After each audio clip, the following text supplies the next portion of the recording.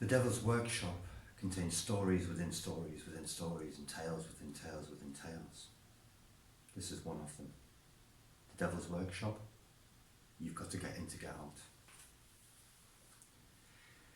Though I had always had a keen interest in the natural sciences and all things medical, I must admit to most probably being instilled into me by my father, who himself was a physician.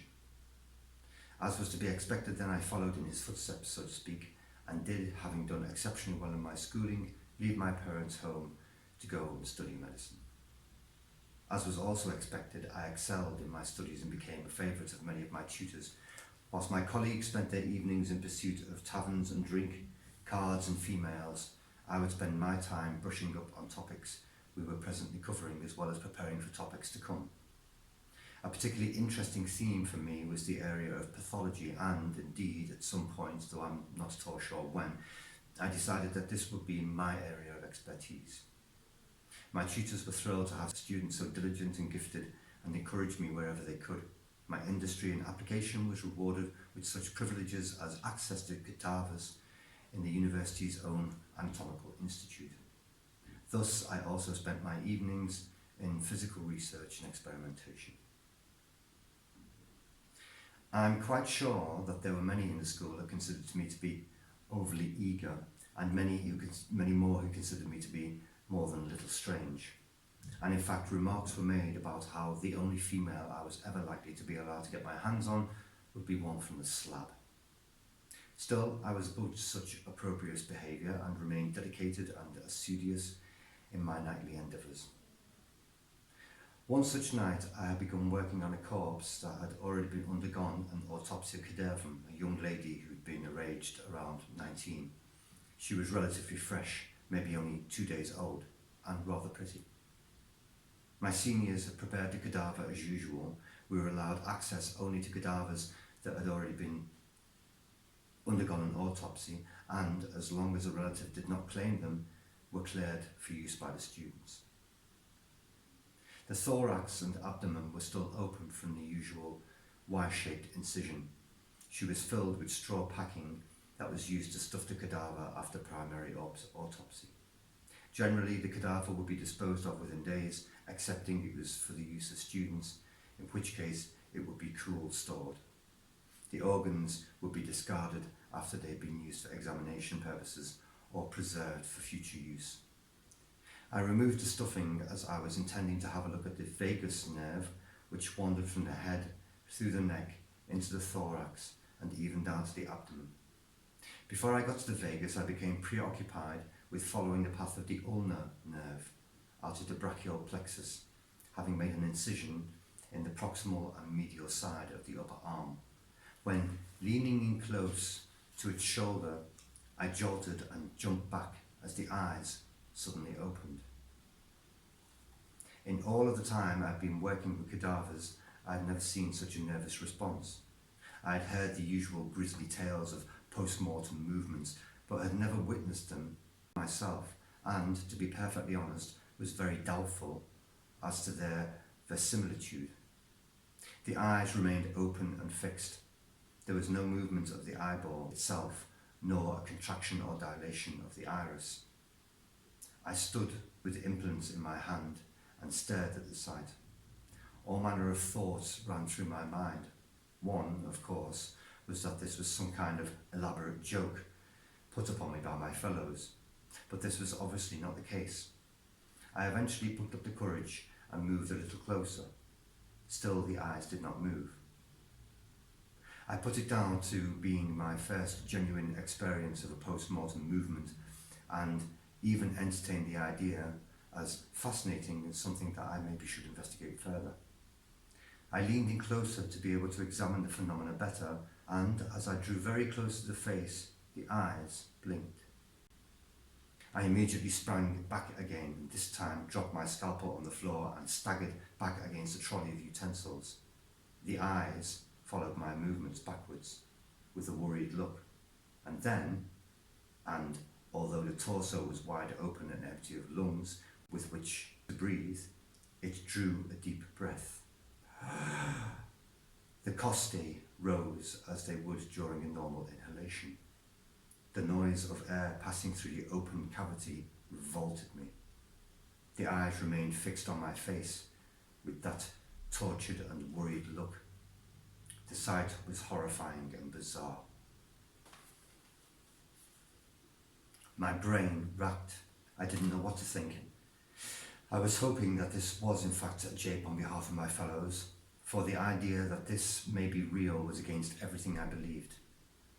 As I stood transfixed, I noticed that the eyes shone in a strange way.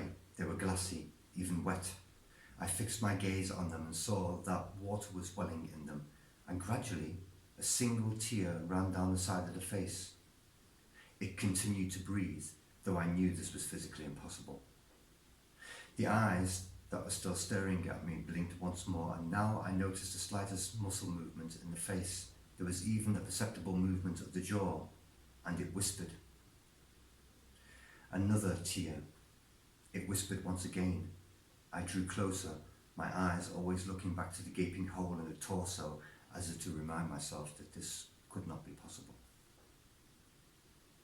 Cold, it said quietly, with a crackling voice, but definitely the word cold. I did not know what to do. I was numb and my brain simply refused to function normally. I did what I would do for any other fellow in that moment. I went in search of a cover of some sort. I found a bundle of sheets that were used to cover the cadavers, and I quickly threw 3 layers over it. It blinked. I stood next to the table feeling clumsy and useless. The eyes rolled over to look in my direction, still with that look of worry in them. I moved closer and pulled the covers up over its shoulders.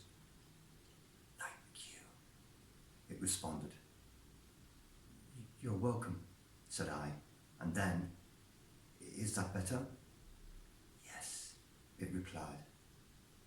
This is not real. This cannot be real, I told myself. You are speaking with a corpse. The flesh of her face began to change. The ashen blue-grey with its blotches of red and lilac was now becoming more and more ruddy, as if it had developed circulation, but this could not be. I knew the organs to be removed. Where? It said. I looked confused. It repeated. Where? I realised the question was meant to be, where am I? I now felt a sudden pang of pain and guilt. I would have to explain to it was in the mortuary, and I was in the process of investigating the condition of its shell post-mortem. I wrung my hands nervously. It wheezed and rolled its eyes, and then, with what seemed to be great effort, it moved its head to look around. The look of worry on its face engraved itself deeper into the brows, and the eyes returned to me. Where? I gulped. The mortuary, I explained. There was silence, and then the tears welled in its eyes, overflowed and streamed down the cheeks. I instantly and unthinkingly moved to it and brushed them away. It sniffed. The skin was warm to touch and soft, not at all like the cold and waxen feel of a cadaver. It looked at me. It.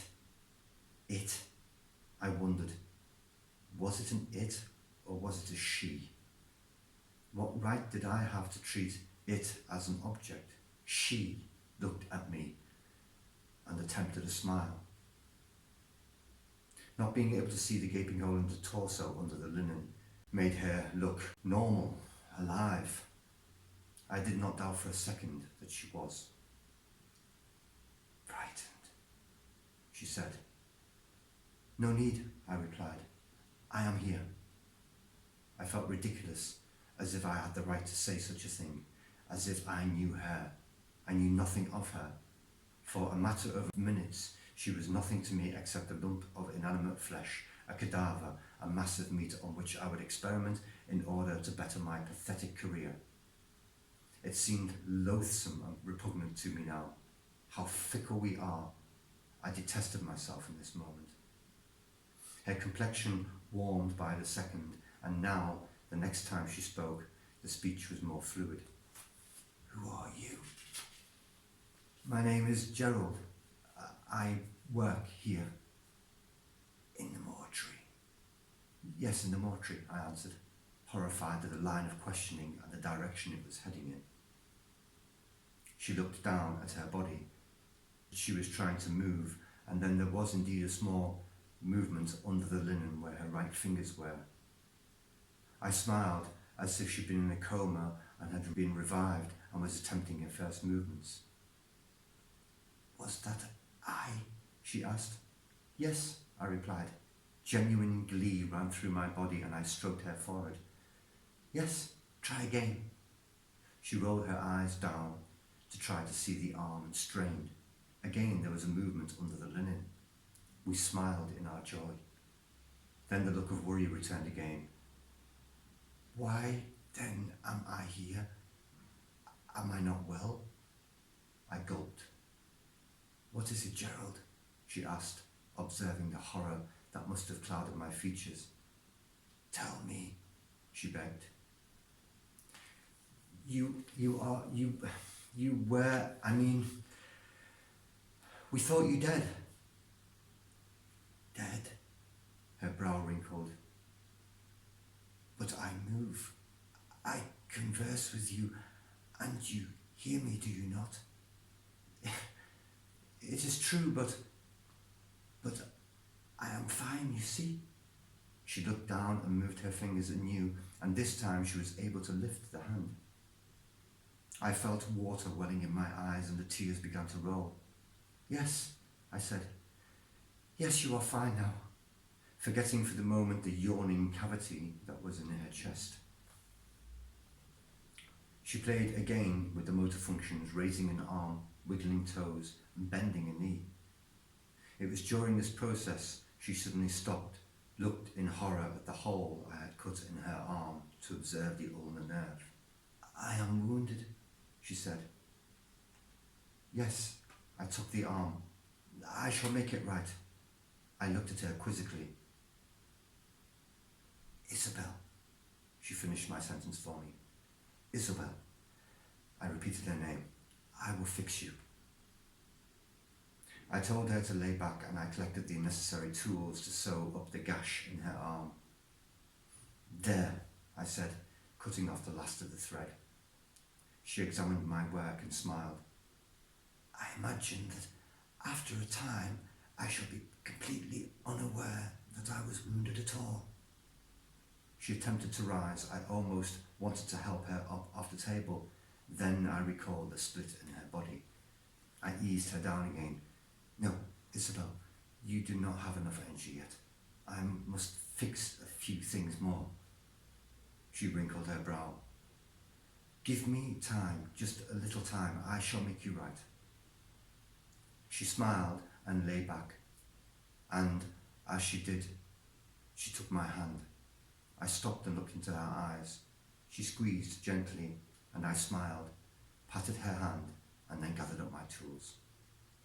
I pulled up the covers and bundled them up around her shoulders so that she could not look down and see the slit in her lower body. She moved as if in protest. No, I reassured her and laid my hand on her brow. Let me. She relaxed and smiled. I set to work filling the chest and abdomen with straw. Like some crazed taxidermist, I worked away, arranging and rearranging the filling to give her back her shape. I was baffled by the fact that she was able to breathe and speak, that the colour had returned now to the whole of her body without a working heart. My scientific mind was befuddled and confused, but my human heart was only interested in restoring her to her beauty.